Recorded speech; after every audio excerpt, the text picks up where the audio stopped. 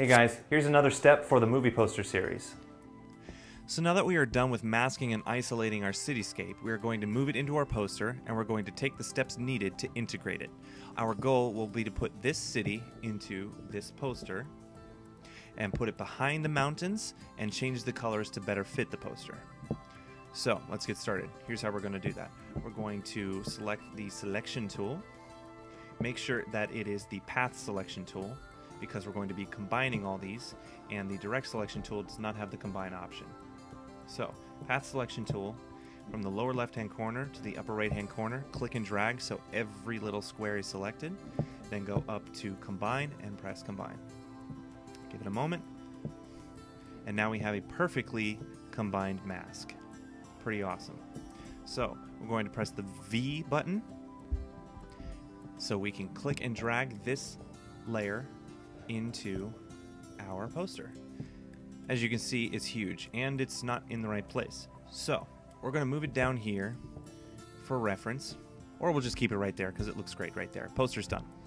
No, seriously, here's what we're going to do. We're going to isolate this part of the image, the mountains, and we're going to make a separate layer. Now, you could make a separate mask, so it's a little bit more customizable, but I want to show you a few other tools that you can use to take advantage of Photoshop. So we're going to select the Polygonal Lasso tool. We're going to zoom in a little bit. We're going to make sure that our background layer is selected. Press L to get back to the lasso. And we're going to start tracing. We're going to use this little brown area because it looks like a good point where the horizon changes. And we're going to mask all around this area. We're going to do it to the best of our ability. Try to make it look as realistic as possible. Try and separate where the mountains are from the back mountains.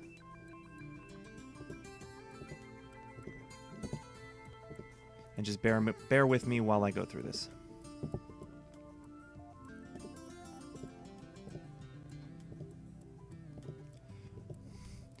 And that's all we really need. We don't need to do any more than that. Now just get that little circle to combine the selection. Okay. Now that we have it, we're going to right click and click on layer via copy. And there we go, there's our layer. It's not perfect, and as you can see, little bits have shown up, which we're going to refine later, but right now I want to get that layer in there. So we're going to click V to use the selection tool. I'm going to move our city. Oops, I accidentally moved that layer. We want to make sure that our cityscape layer is selected. So we're going to move this up here, and it's obviously too big, so we're going to press and hold Command or Control and press T, and then we're going to transform it. So move it over so you get the corner of the image. Press and hold Shift so you don't constrain the image in weird ways, and click and drag to make it smaller.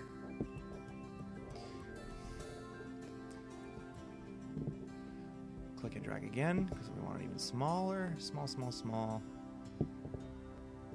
Press V so we can select it again, and we're going to move our city over, and right about there is where it looks pretty good, but we want it behind the mountains, so we're going to click on the layer and drag it down below the copy layer that we've created, and there you go, they're right behind them now. Pretty cool. So it's integrated well, but now we need to color it in, and while the steps are very similar to the way that I colored the background as well as the sky, we're going to go through it anyways, and that'll be in the next video.